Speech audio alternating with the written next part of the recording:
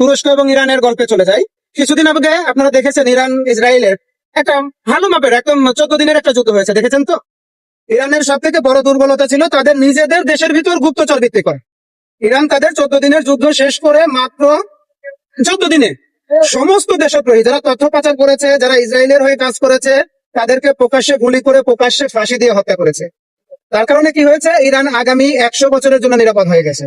তুরস্কে যখন Recep Tayyip এরদোয়ানের বিরুদ্ধে যখন সেনাবাহিনী কু করার চেষ্টা করেছিল, উনি গোয়েন্দা সংস্থাকে এমন ভাবে সাজিয়েছিল যে আজ অবধি গোয়েন্দা সংস্থার ভিতর থেকে কেউ কু শব্দটা করার সাহস পায় নাই।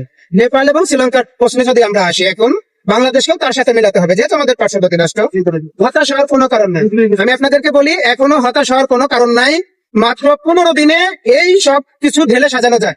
মাত্র 15 দিনে শেখ হাসিনা নাই, শেখ হাসিনার পুলিশ নাই, শেখ হাসিনার সেনাবাহিনী নাই, শেখ হাসিনার দোসরের কিছুটা অংশ রয়ে গেছে। আমরা চাইলেই মাত্র 15 দিনে পারি।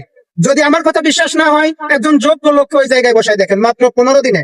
তারেক জিয়া রহমান উনি দেশে আসছেন, ওনাকে আমরা বিশ্বাস করি। ওনার বেশ কিছু কার্যক্রম দেখলাম, কথাবার্তা দেখলাম, খুবই ভালো মানের। এবং ওনার যে রাজনৈতিক যে প্রজ্ঞাটা বেড়েছে, এটাও আমরা দেখেছি। আমার মনে হয় যে রাজনৈতিক 2-3টা দল একসাথে বসে 15 দিনের, মাত্র 15 দিনের ভিতর আমাদের দেশের ভিতরে যারা দেশদ্রোহী আছে, যারা ফ্যাসিস্টের দোষর আছে, এটাকে সরিয়ে ফেলানো যাবে, যাবে, যাবে, ইনশাল্লাহ যাবে।